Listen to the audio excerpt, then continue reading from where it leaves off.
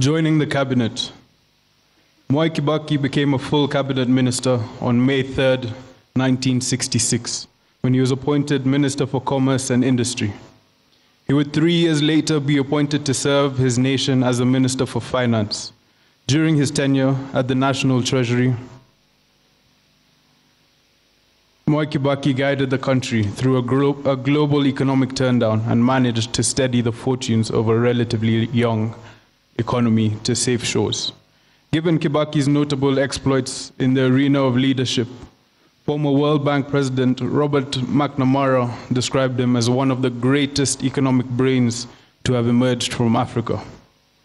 Kibaki's former lecturer at Makerere, Professor Kenneth Ingham, believed that Kibaki had stayed long enough in academia. He would have ended up as a president of the World Bank. A rising star. Upon the demise of the founding father of the nation, President Jomo Kenyatta, in 1978, Kibaki became President Daniel Arap Moi's vice president. Kibaki's star was clearly on a climbing trajectory. While at the Ministry of Finance and later as vice president, Kibaki's adeptness, guided by his economic and fiscal outlook, transformed Kenya's economy. During that period, Kenya benefited from a commodities boom, propelled by monetary policies that led to consistent economic growth. Mwai Kibaki represented his people for 50 years, effectively becoming one of the longest-serving MPs in the Commonwealth. That, though, does not mean he did not have antagonists and detractors. His unyielding resolve to succeed and conspicuous political charm handed him serial victory at the ballot. In 1988, Mwai Kibaki was moved from the twin docket of Vice President and Minister for Home Affairs to the Ministry of Health. He took this unseemly turn of events in his stride. Neither did he cause a stir nor turn into a rebel. In fact, Kibaki went on to tattoo an indelible mark in the ministry when he momentarily waived cost-sharing measures imposed on healthcare service delivery by donors. The 1980s were uncertain times for politicians. The ruling party, KANU, had tightened its grip on dissenting political voices than ever before. Through this difficult stretch, Kibaki maintained an aura of calmness and decency. Opposition leader. In December 1991, Mwai Kibaki announced his resignation from government and formed the Democratic Party, DP. He thus started a new political journey. When Kibaki lost the presidential election in 1992, coming third after the late President Daniel Arap Moi and Kenneth Matiba, he found himself in unfamiliar territory, the opposition. For a man who had been in government all his political life and vice president for a decade, this presented a new opportunity to serve Kenyans. He even brought a fresh wit and humor to the House, and later in his presidency by treating the public to many memorable light moments, usually in Swahili. Kibaki's political triumph finally came in 2002, when the National Rainbow Coalition, NARC, picked him as its preferred presidential candidate. He got more than 65% of the vote. On the 30th of December 2002, Kibaki was sworn in as the third president of the Republic of Kenya on a wheelchair, having survived a near-fatal accident while on the campaign trail hardly a month earlier. He served as the head of state and government until 9th April 2013, when his successor, President Uhuru Kenyatta, ascended to the presidency. Inking history, the indelible mark. No doubt a leading figure in Kenya's post-independence history, Mwai Kibaki won countless hearts of Kenyans. He has many admirers right across the globe, fondly referred to in several quarters as the gentleman of Kenyan politics. Kibaki will be remembered as an insightful and eloquent debater with a unique sense of humor.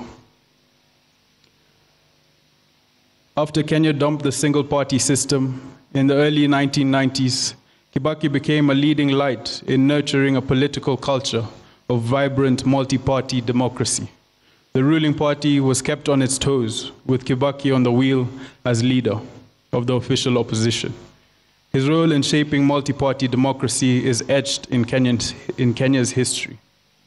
Once Kibaki became president, his government introduced critical reforms in the education sector, foremost of which was the globally acclaimed free primary education program. His administration also instituted comprehensive infrastructure developments in the transport and energy sectors. Access to better healthcare took a new turn during Kibaki's tenure.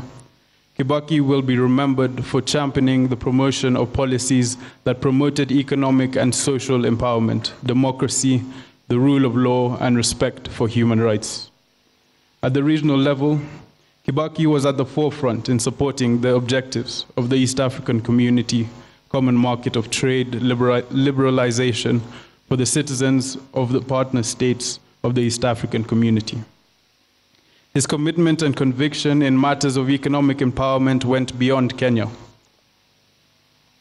Perhaps one of the most memorable achievements of the Kibaki era is the promulgation of the 2010 Constitution that ushered in a new dispensation whose far-reaching effects have redefined how Kenya is governed today.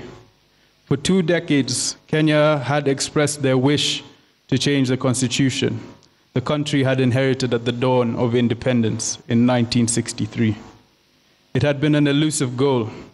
At Kibaki's first attempt, it did not fly. It was his second attempt in his second term that it was finally realized. During its promulgation in August 2010, Kibaki termed the achievement the boldest step the Kenyan people have taken towards changing their lives. Kenya's 2010 Constitution is definitely a huge part of the Mwai Kibaki legacy. In retrospect, Mwai Kibaki's servant leader credentials offer seminal lessons on how best to negotiate a more rewarding future through prosperity. Kenya is today more desirable in numerous ways courtesy of the solid foundation built by an exemplary icon who no doubt loved his motherland.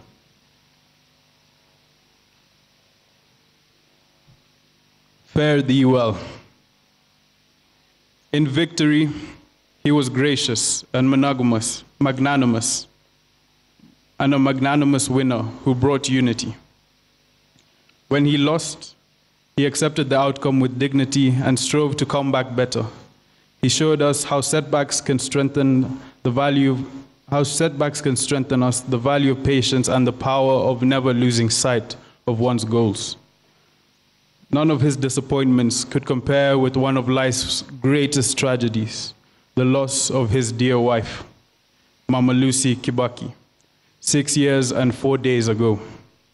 If there can be any consolation as we bid farewell to Mwai Kibaki, it is that he has been reunited with the love of his life, as well as with his departed parents and siblings. Mwai Kibaki knew how to be a true and loyal friend. He honored and nurtured his many friendships. He taught us what it means to protect one's family as a husband, father, and grandfather, as well as what it means to be leader of formidable accomplishment.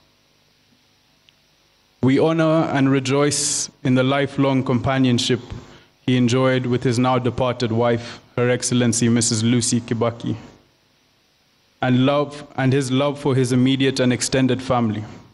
Our earnest prayer is that the Almighty God will be kind to Judy Wanjiku, Jimmy Kibaki, David Kagai, and Tony Githenji and their families. In the outpouring of sympathy and adoration that followed Kibaki's demise on April 22, 2022, it became clear that Mwai Kibaki had an impact on his country and the world at large in a unique manner. His ingenuity in matters of economic management, his deep love for his country and dedication to its transformation, and his defining character as the gentleman who stood tall above all the muck of politics became the common chorus of the millions of people who mourned this outstanding son of Kenya and the world. Fare thee well, Your Excellency, and may your soul rest in eternal peace.